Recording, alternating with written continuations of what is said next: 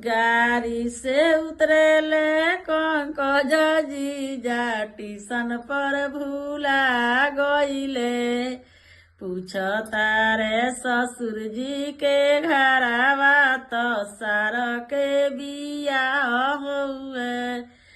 गाड़ी से उतरेले पपुआ दुल्हा जीजा टीसन पर भूला गईले। पूछता रे ससुर जी के घरवा तो सार के बियाह होला।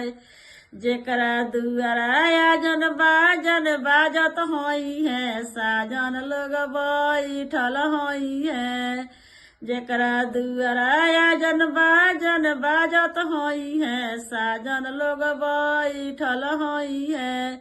उहे हउए ससुर जी के घरवा तो सार के बियाह होला। उहे हउए ससुर जी के घरवा तो सार के बियाह होला।